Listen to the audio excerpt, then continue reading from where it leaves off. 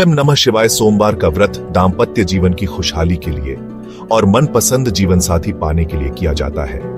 ऐसी मान्यता है कि सोमवार के व्रत का आरंभ श्रावण मास से करें तो यह और भी फलदायी होता है। पौराणिक मान्यताओं में बताया गया है कि 16 सोमवार का व्रत रखने का आरंभ सबसे पहले मां पार्वती ने स्वयं किया था और उनकी कड़ी तपस्या और व्रत के शुभ प्रभाव की वजह से उन्हें भगवान शिव पति के रूप में प्राप्त हुए थे।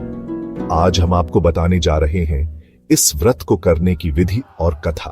सोमवार के व्रत की पूजा सामग्री: शिव जी की मूर्ति, भांग, बेलपत्र, जल, धूप, दीप, गंगा जल, धतूरा, इत्र, सफेद चंदन, रोली, अष्टगंध, सफेद वस्त्र, नैवेद्य जिसे आधा सेर गेहूं के आटे को घी में भूनकर गुड़ मिलाकर बना लें। ऐसे लें 16 सोमवार व्रत करने का संकल्प। किसी भी पूजा या व्रत को आरंभ करने के लिए सर्वप्रथम संकल्प करना चाहिए।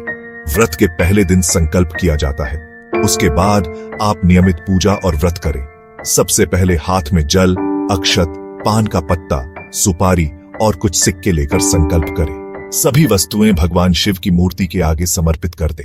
ऐसे करें। सोमवार व्रत की पूजा हाथ में अक्षत तथा फूल लेकर दोनों हाथ जोड़ लें और भगवान शिव का आह्वान करें। हाथ में लिए हुए फूल और अक्षत शिव भगवान को समर्पित करें। सबसे पहले भगवान शिव पर जल चढ़ाएं। जल के बाद सफेद वस्त्र अर्पित करें। सफेद चंदन से भगवान को तिलक लगाएं एवं तिलक पर अक्षत लगाएं। सफेद पुष्प, धतुरा, बेलपत्र, भांग एवं पुष्पमाला अर्पित करें।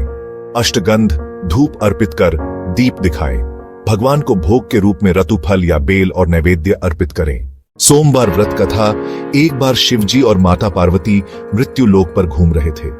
घूमते घूमते वो विदर्भ देश के अमरावती नामक नगर में आए।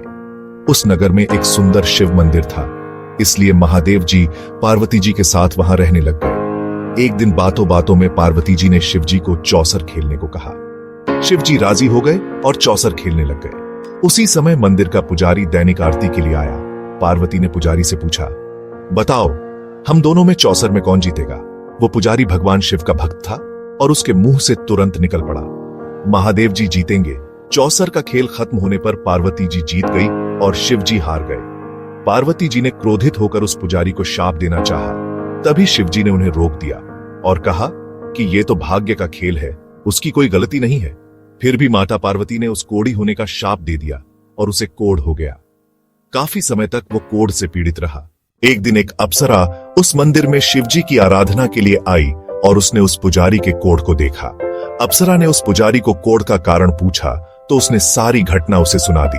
अप्सरा ने उस पुजारी को कहा, तुम्हें इस कोढ़ से मुक्ति पाने के लिए 16 सोमवार व्रत करना चाहिए। सोमवार के दिन नहा धोकर साफ कपड़े पहन लेना और आधा किलो आटे से पंजीरी बना देना। उस पंजीरी के 3 भाग करना। प्रदोष काल में भगवान शिव की आराधना करना। इस पंजीरी के 1/3 हिस्से को आरती में आने वाले लोगों को प्रसाद के रूप में देना। 17वें सोमवार को 1/4 गेहूं के आटे से चूरमा बना देना और शिव जी को अर्पित कर लोगों में बांट देना। इससे तुम्हारा कोढ़ दूर हो जाएगा। इस तरह 16 सोमवार व्रत करने से उसका कोढ़ दूर हो गया और वो खुशी खुशी रहने लगा। एक दिन शिवजी और पार्वती जी दोबारा उस मंदिर में लौटे और उस पुजारी को एकदम स्वस्थ देखा। पार्वती जी ने उस पुजारी से स्वास्थ्य लाभ होने का राज पूछा। उस पुजारी ने कहा, उसने सोमवार व्रत किए जिससे उसका कोढ़ दूर हो गया। पार्वती जी इस व्रत के बारे में सुनकर बहुत प्रसन्न हुई।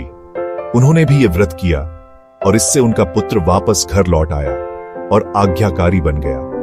कार्तिकेय ने अपनी माता से उनके मानसिक परिवर्तन का कारण पूछा, जिससे वो वापस घर लौट आए। पार्वती ने उन्हें इन सब के पीछे 16 सोमवार व्रत के बारे में बताया। कार्तिकेय यह सुनकर बहुत खुश हुए। कार्तिकेय ने अपने दूर गए ब्राह्मण मित्र से मिलने के लिए उस व्रत को किया और 16 सोमवार होने पर उनका मित्र उनसे मिलने विदेश से वापस लौट आया। उनके मित्र ने इस राज्य का कारण पूछा तो कार्तिकेय ने 16 सोमवार व्रत की महिमा बताई। यह सुनकर उस ब्राह्मण मित्र ने भी विवाह के लिए 16 सोमवार व्रत रखने के लिए विचार किया। एक दिन राजा अपनी पुत्री के विवाह की तैयारियां कर रहा था।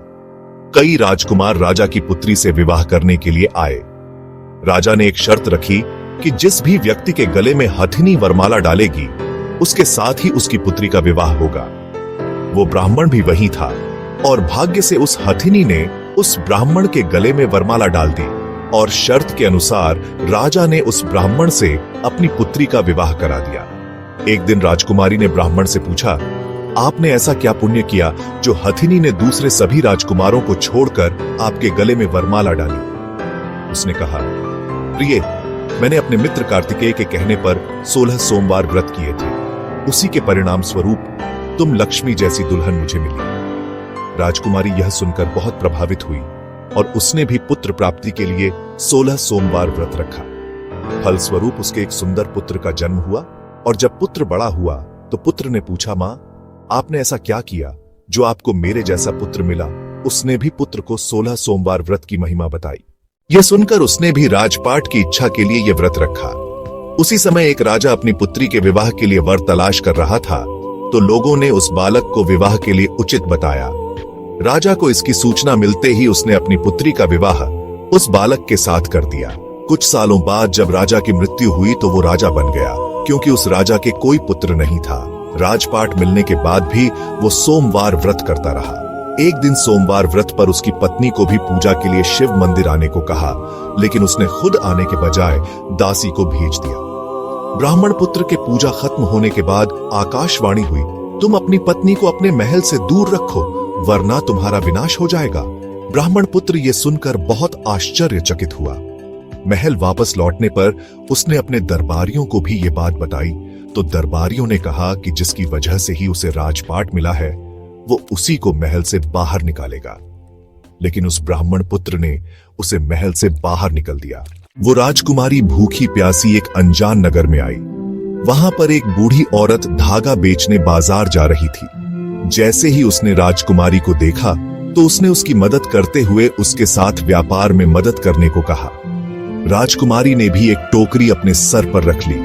कुछ दूरी पर चलने के बाद एक तूफान आया और वो टोकरी उड़कर चली गई। अब वो बूढ़ी औरत रोने लग गई और उसने राजकुमारी को मनहूस मानते हुए चले जाने को कहा। उसके बाद वो एक तेली के घर पहुंची। उसके वहां पहुंचते ही सारे तेल के घड़े फूट गए और तेल बहने लग गया। उस तेली ने भी उसे मनहूस मानकर उसको वहां से भगा दिया। उसके बाद वो एक सुंदर तालाब के पास पहुंची और जैसे ही पानी पीने लगी उस पानी में कीड़े चलने लगे और सारा पानी धुंधला हो गया।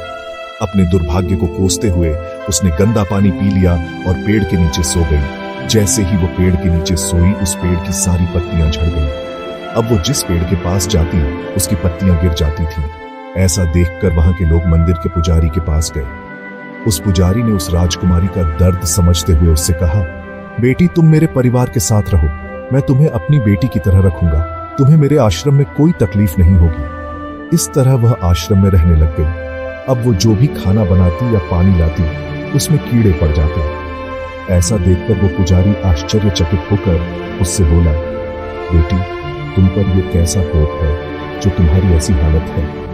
उसने वही शिव पूजा में ना जाने वाली कहानी सुनी। उस पुजारी ने शिवजी की आराधना की और उसको 16 सोमवार व्रत करने को कहा, जिससे उसे जरूर राहत मिलेगी। उसने 16 सोमवार व्रत किया और 17वें सोमवार पर ब्राह्मण पुत्र उसके बारे में सोचने लगा। वह कहां होगी, मुझे उसकी तलाश करनी चाहिए। इसलिए उसने अपने आदमी भेजकर अपनी पत्नी को ढूंढने को कहा। उसके आदमी ढूंढते ढूंढते उस पुजारी के घर पहुंच गए और उन्हें वहां राजकुमारी का पता चल गया। उन्होंने पुजारी से राजकुमारी को घर ले जाने को कहा, लेकिन पुजारी ने मना करते हुए कहा, अपने राजा को कहो कि खुद आकर इसे ले जाए। राजा खुद वहां पर आया और राजकुमारी को वापस अपने महल लेकर आया।